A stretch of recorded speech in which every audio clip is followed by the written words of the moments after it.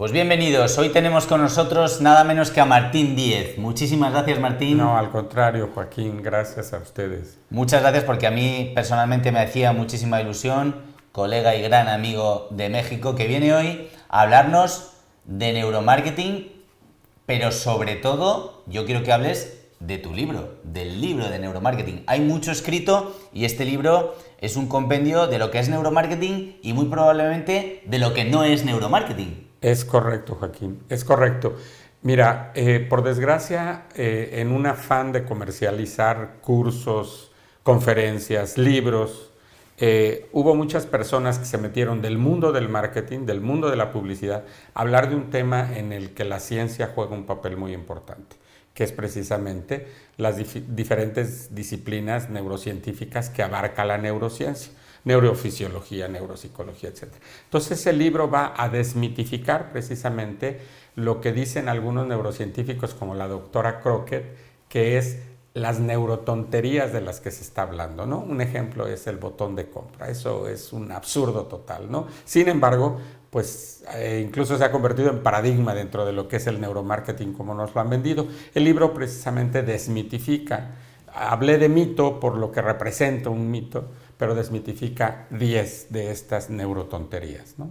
Y dirá muchas cosas realmente interesantes. El neuromarketing al final es una tendencia ahora mismo. A mí me gusta oírte hablar muy especialmente de que eres un estudioso del neuromarketing. Yo creo que el neuromarketing está continuamente generando nuevas aportaciones desde el punto de vista de la ciencia y los expertos en marketing lo peor que podemos hacer es tirar de bulos, tirar de prejuicios, tirar de cosas que hemos oído alguna vez, que si el color verde hace no sé qué, o que si el color naranja rechaza no sé cuánto, ¿no? ¿Cuánto hay de marketing y cuánto hay de ciencia en el neuromarketing? Ajá. En el neuromarketing, como debería de considerarse, que de hecho nosotros estamos más bien hablando ya de neurociencia del consumidor, para integrarlo como una neurodisciplina dentro de lo que es la neurociencia, que es una aglutinadora de neurodisciplinas. Yo te diría que precisamente yo tengo un gráfico que doy en mis conferencias y en los cursos que llego a impartir, en donde traslado precisamente, si antes la investigación de mercados tenía un 25% de, vamos a llamar a grandes rasgos, y además es una... No hay métricas sobre esto, pero un 25% de ciencia, ¿sí? Estadística, psicología. Ahorita yo creo que para hablar de neurociencia del consumidor, que sería la aplicación de la neurociencia en entender al consumidor, nos trasladaríamos a un 50%, ¿no? Necesitamos mucho más ciencia. Por ejemplo, todo el mundo cree que metes a un aparato, ¿verdad? Una neurotecnología al consumidor y vas a saber todo. No. El análisis, la interpretación, por ejemplo, la electroencefalografía, es complicadísimo colocar cada uno de los electrodos y demás para que funcione adecuadamente. Estos cascos que están vendiendo ahora algunas empresas no funcionan. Lo inalámbrico no funciona en este sentido, ¿no? Entonces, todo ese tipo de detalles se tratan en el libro de una manera coloquial, pero para que la gente entienda que no es, en este caso, coloco en un aparato y ya sé lo que está o cómo va a actuar el consumidor, ¿no? A mí el peligro que además me genera siempre todo esto del neuromarketing para un profesional, un director de marketing como soy yo desde hace varias décadas, es importante que la ciencia no vaya por un lado y la práctica por otro. Exacto. El neuromarketing como y ahora sé muchas cosas o el neuromarketing y ahora sé muchas cosas para hacer algo. Yo creo que ¿cuándo se va a poder ver o para qué podría servir una aplicación de neuromarketing para luego adaptarlo en una campaña? ¿Esto de verdad es posible? Sí, pero qué bueno que lo dices. Por desgracia se ha manejado el hecho de que con el neuromarketing podríamos manipular. No. Acabas de definir perfectamente. Por ejemplo, nosotros, esto proviene, yo soy académico por un lado, pero obviamente fundé una agencia de investigación de mercados hace 20 años. Entonces creo que hay un poco de experiencia con respecto a lo que es conocer al consumidor, con las metodologías cuantitativa y cualitativa. Entonces, acabamos de hacer un estudio muy concretamente en donde la musicalización de unos jingles para radio se estaba dando con 3 contextos musicales. Yo aparte de todo soy músico, me gusta obviamente la música y hice un poco. Y en este caso, la empresa quería, la musicalización que quería la empresa, el contenido era muy parecido en los 3 jingles. Cuando hicimos el estudio con respuesta electrodérmica, nos dimos cuenta que generaba sí altas valencias emocionales, pero en la entrevista y con un test de apatía y empatía, nos mostraba que esa musicalización generaba apatía, generaba lo contrario a la empatía. Y en cambio la otra musicalización que no era la que ellos querían o la que les gustaba, porque a veces al cliente le gusta algo, pero al público no. Y esto es muy importante. El marketing es una ley. ¿Estás de acuerdo? Hombre, los directivos podemos pensar lo que queramos. Habría que preguntarnos muchas veces, ¿consumes ese producto, no? Yo veo profesionales que son profesionales de productos de bebés y dicen, pues yo, dice, pero tú compras tu producto. Dices, no, pero yo nunca haría, pero tú eres target nuestro, ¿no? Exactamente. Deja que el mercado se comporte de la manera en la que se comporte y adáptate a lo que al final quiere tu potencial cliente, ¿no? Desde luego, nosotros tenemos, por ejemplo, dentro de muchos de nuestros clientes, un fabricante de pañales desechables. Y me acuerdo que una vez comenté eso. ¿Te has puesto un pañal? Ok, bueno, la mamá es la que decide, sí, pero el bebé finalmente va a tener una situación, ¿no? Con todo el uso. Pero entonces cuando dices esto es muy importante porque la neurotecnología nos va a permitir, por ejemplo, valorar esto. Y nos dimos cuenta entonces que esa musicalización no era la correcta y que la correcta y que generaba en este caso alta empatía, agrado, felicidad y una serie de atributos era la que no les había gustado de primera instancia a los directivos. Ahí está una aplicación muy concreta. Otra aplicación muy concreta de esta misma neurotecnología es un tráiler de 2 minutos de grabación para un spot de televisión y nosotros a través de esta tecnología se redujo a 30 segundos, que es lo adecuado comercialmente hablando. ¿Por qué? Porque les encantó todo el tráiler. Sí, pero el problema era qué partes del tráiler eran las que iban a generar mayor emoción, mayor empatía, mayor conexión con el público, ¿no? Entonces, claro que sirve, claro que se puede aplicar, pero se tiene que hacer conciencia. Nuestro director de Neurociencia del Consumidor en la Agencia de Investigación de Mercados, que se llama Mercadíes, es precisamente neurocientífico. Él es un psicólogo con maestría en neurociencia y ahorita está en proceso de la candidatura al doctorado. Y pues yo que tengo ya muchos años de estudioso de estos temas, ¿no? Yo creo que es importante, bueno, eres un pozo de sorpresas, yo sabía que eras economista, especialista en marketing, que tenías maestrías, lo de músico no lo sabía. No, sí, acabamos de terminar el tercer disco ahorita. Pues fíjate, eso no me lo pierdo, el libro no me lo pierdo. Te lo prometo traer. Pero vamos, eso no me lo pierdo bajo ninguna duda. Yo creo que lo importante aquí para los directivos del marketing es saber el neuromarketing al alcance de todos, porque yo creo que el neuromarketing precisamente se habla tanto sin ciencia, muy probablemente porque la ciencia no esté al alcance de todo el mundo, ¿no? Todo esto de medir neuroestímulos, hace falta cierta inversión, hace falta ciertos equipos, hace falta la tendencia. Primero, a mí me gustaría que nos aclararas 2 puntos. El primero, ¿es así? ¿La neurociencia es cara? ¿Hay que invertir mucho? Y 2, la tendencia podría ser, para que no hablemos por hablar y nos inventemos un poco bulos o prejuicios, ¿la tendencia podría ser que la neurociencia pudiera estar más al alcance? Desde luego, mira, el problema es que precisamente estas personas que han divulgado el neuromarketing, yo digo, estos gurús de humo, es el capítulo 2 del libro, el problema es que han manejado que, por ejemplo, se aplican todas las neurotecnologías. Ahorita antes de entrar a la grabación, te comentaba de los resonadores magnéticos. Incluso hay un autor, Martin Lindstrom, que habla de que hizo el estudio con eso, ¿verdad? Y que obviamente sería carísimo. Pero es una neurotecnología que realmente se está aplicando en estudios de corte académico científico, porque es muy cara. Pero nosotros tenemos neurotecnologías asequibles, económicamente sí es una inversión, pero no es tampoco tan cara. Y entonces nosotros este estudio fue equivalente a haber hecho 2 focus group.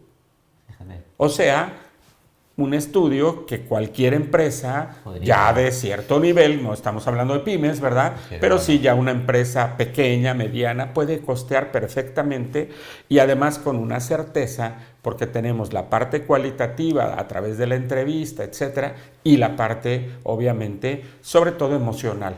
Yo resumo en este sentido en que la esencia está en detectar las emociones y obviamente después darles una valoración.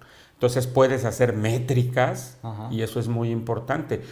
Fue interesantísimo el estudio que hicimos porque con 30 observaciones se dio un comportamiento normal de una campana de Gauss tal cual.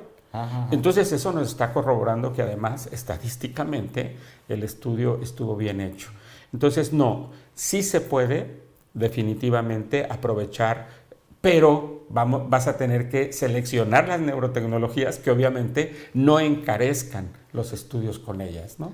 Porque yo creo que, vamos, me alegra muchísimo oírlo porque como práctico del entorno marketingiano me parece que por un lado a día de hoy tenemos al mundo de la empresa, al mundo de las campañas de marketing que son muy prácticas y por otro lado me da la sensación de que la neurociencia y el neuromarketing está quedando a día de hoy más para un terreno más investigador y lo suyo sería, como profesionales del marketing que somos los dos, que esa ciencia y esos resultados empíricamente probados de la ciencia pudieran tener una traducción para hacer la campaña de una manera o hacerla de otra. Muchas veces me da la sensación de que se hace un estudio, pero ¿quién lo implementa dentro de sus campañas? Pues relativamente a día de hoy, pocos. ¿Es así? Lo que pasa es que aquí sí es importante la parte, y te lo digo ya como investigador de mercados, ¿no? Yo ahorita yo ya no soy el director de Mercadías, es mi hija, no la heredó, sino se hizo un gobierno corporativo y la gente definió que tenía el perfil para ser la directora. Tiene la formación, obviamente, académica, pero y la experiencia, ¿no? Trabajó en Telefónica, en Chile, muy interesante, dice que fue parte de su formación definitivamente, ¿no? Pero aquí lo interesante que yo te diría es, necesitamos empezar a generar cultura de la neurociencia, no a nivel de profundización y especialización. El libro va encaminado hacia eso, hacia que la gente vea que hay muchos mitos, pero además que se dé cuenta que no es inasequible, ¿no? O sea, eso es fundamental porque desde mi punto de vista nos va a venir a contribuir a las metodologías tradicionales de la investigación. No las sustituye, que ese es otro de los mitos que plantean los neuromarqueteros, ¿no? Pero, por ejemplo, yo te diría, es muy interesante la neuroeconomía, desarrollada por varios psicólogos que se han metido a la economía, entre ellos el doctor Kahneman, Premio Nobel de Economía en 2002, un libro muy interesante que se llama Pensar rápido, pensar despacio. Él hace un planteamiento entre 2 sistemas. El sistema 1 es piensa rápido, 2 por 2, 4. El sistema 2 es el que ya involucra razonamiento, planeación, o sea, todo lo que es córtex, ¿no? Ya no solamente es memoria implícita que bota la cantidad como 17 por 34, ahí tus pupilas se dilataron porque te concentraste, pensaste, ¿qué hago? Lo hago mental, saco mi iPhone o mi smartphone para hacerlo, sí, todo ese tipo. Entonces, nosotros estamos planteando que eso es teoría, pero que se puede aplicar inmediatamente. Entonces, ¿cuál es el nuevo posicionamiento bajo este paradigma de la neuroeconomía? Es generar que del sistema 2, que revisa etiquetas, revisa cantidades, revisa ingredientes de un producto, pases a sistema 1, que simplemente pasas, tomas el producto del anaquel y lo depositas en el carrito. Ese es el nuevo posicionamiento. Esto es conducir de sistema 2 a sistema 1 a través de una rehabituación de una serie de conceptos. Y ahí está la teoría aplicada. Y lo hemos desarrollado para productos con clientes nuestros y funciona. ¿Sí? Como a través de una comunicación, ahí está la publicidad, una comunicación que logre hacer esto. Y es lo que han hecho las marcas más posicionadas. Ya no las revisas. Tú tomas, ya sabes cuál es la marca. Ayer me pasó en un Carrefour, ¿no? Aquí, llegando de México, ya sabía cuál era el agua porque ya había venido varias veces y la tomé inmediatamente, ya no revisé ni siquiera precio porque ya tenía la idea del precio, ¿no? Claro. Entonces eso es muy importante y es teoría de la neurociencia aplicada y obviamente nos va a servir mucho en el marketing a replantear algunos paradigmas que teníamos, ¿no? ¿Y cómo piensas tú? Porque yo soy de formación ingeniero, experto en marketing ya. Bueno, yo soy economista. Y mucha gente me dice, hombre, tú como ingeniero lo verás más claro que ninguno, ¿no? Al final, todo esto de las emociones afecta poco. Si tienes un precio, tendrás una demanda. Si tienes otro precio, tendrás otra demanda. Yo precisamente, como ingeniero de formación, lo que hago es analizar y veo que luego la realidad va por otro lado. Exacto. Y a mí me gustaría que tú como experto nos dijeras un poco tu punto de vista, ¿no? ¿Cuánto dentro de las decisiones de compra es emocional? ¿Cuánto es más cerebral o racional? Y sobre todo, ¿se puede afectar realmente a través de la neurociencia a esa decisión de compra? Mira, la neuroeconomía también ya se metió a esta parte. Si nosotros pensáramos que un corredor de bolsa es 100% racional, el señor no funcionaría. No, esto es. Dice Dan Ariely, que es uno de los autores psicólogos convertidos a la neuroeconomía, vamos a llamarle así, que no solamente somos irracionales, sino que somos previsiblemente irracionales. Esta frase es muy importante porque obviamente hay estudios que ellos han desarrollado que nos permiten ver precisamente esa irracionalidad, pero la irracionalidad no necesariamente está relacionada con emoción, está relacionada con una serie de patrones que nosotros ya tenemos en lo que es memoria implícita, memoria asociativa, memoria de procedimientos. Por ejemplo, si tú tienes 20 años de no manejar bicicleta, te subes a una bicicleta y la puedes manejar perfectamente. Eso no es que tu subconsciente o tu inconsciente, son dos conceptos que la neurociencia ya desechó. Es más, es impresionante decirlo, pero para la neurociencia y para el más grande filósofo de la ciencia, que es Mario Bunge, el psicoanálisis es una pseudociencia, ¿no? Porque no se ha comprobado nada de las hipótesis de Freud. Entonces, en este caso, esa parte sí es importante. La irracionalidad no necesariamente emana de una emoción, pero todas nuestras decisiones, ahí en el libro viene un algoritmo que planteo con imágenes, en donde se ve cómo entra el estímulo, se convierte en sensación. Esa sensación siempre tiene un filtro emocional, siempre. ¿En qué medida? Depende mucho del producto, del individuo. Entonces, las métricas, cuando hablamos de qué porcentaje, las métricas no funcionan aquí. Van a ser resultado de un estudio. Eso es ciencia, ¿sí? Y entonces, esa emoción, que siempre va a ser el filtro, pasa a memoria de corto plazo. Si la memoria de corto plazo considera que ese estímulo es significante, hay un filtro perceptual, esto es tu formación, tu personalidad, todo lo que eres tú, y entonces pasa a memoria de largo plazo. Si es relevante, se almacena. Si no es relevante, se desecha desde la de corto plazo o la de largo. Pero si es relevante, se convierte en experiencia. Y si la marca reproduce esa experiencia reiterativamente, ese es el efecto de la publicidad, la retórica. Reiterativamente, entonces esa experiencia se convierte en sentimiento. Y eso es lo que han generado las love mark. Pero entonces, en este sentido, claro que siempre va a haber emoción, siempre, en cualquier tipo de decisión. Va a depender mucho del producto, del estímulo, de muchas variables, y por eso tenemos que hacer los estudios. Y eso es ciencia, ¿no? Mientras no compren los robots. Bueno, eso, hacia allá vamos, hacia allá vamos, sí, eso hay que considerarlo, ¿no? Ya por último, ¿es este libro, ¿cómo lo recomendarías y para qué lo recomendarías? Lo recomendaría para no dejar o no permitir que nos sigan engañando estos gurús de humo con una serie de mitos que no son, en este caso, realmente aplicables.